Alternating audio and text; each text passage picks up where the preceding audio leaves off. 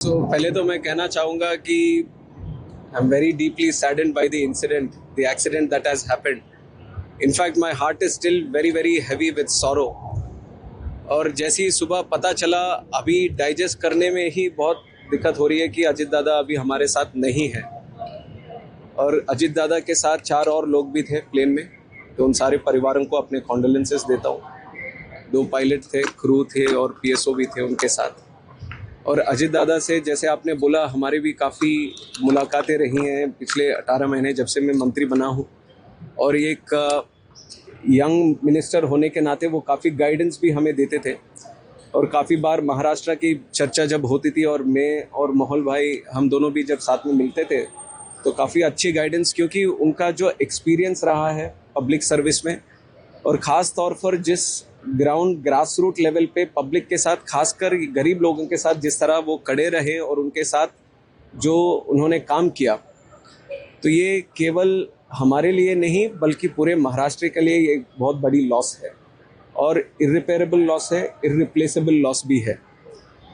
काफ़ी बार हमने जब उनसे बात करी तो हमें भी वो अनुभव मिला कि कितना वो प्रैक्टिकलिटी से और ग्राउंड रियलिटी से जुड़े हुए नेता है. उस तरह के नेता भी आजकल मिलना बहुत मुश्किल है.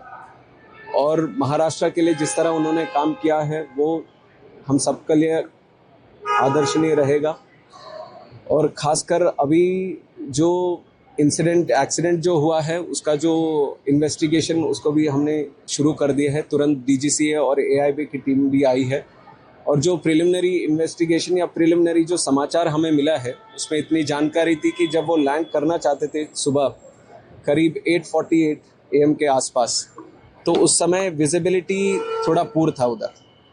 और जब एटीसी बारामती से उनका जो कांटेक्ट हो रहा था फ्लाइट के लिए पायलट से, तो एटीसी वालों ने पूछा कि क्या रनवे साइट में है, तो उनके तरफ से आया कि रनवे साइट में अभी नहीं है. तो उसके बाद उन्होंने एक गो अराउंड भी किया. गो अराउंड करने के बाद फिर से एक बार कोशिश करी कि हमारे एटीसी से, जो बारामती में जो एफटीओ हैंडल्ड एटीसी है, उनसे वार्तालाप चल रही थी. तो उस समय जब दोबारा लैंड करने आए तब भी उनसे पूछा गया था कि विजिबिलिटी है कि नहीं रनवे का.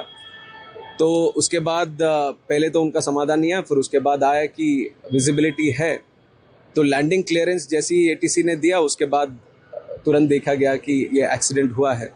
बहुत दुखद घटना है. तो इसके ऊपर और जानकारी हमें मिलनी चाहिए. इन्वेस्टिगेशन पूरी तरह से ट्रांसपेरेंट और अकाउंटेबल वे में हम करेंगे.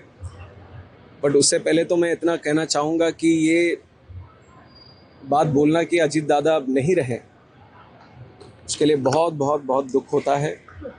और मैं उनके जो प्यार करने वाले लोग हैं, कार्यकर्ता हैं और उनके परिवार के लोग हैं, उन सबके प्रति कंडोलेंसेस व्यक्त करता हूँ.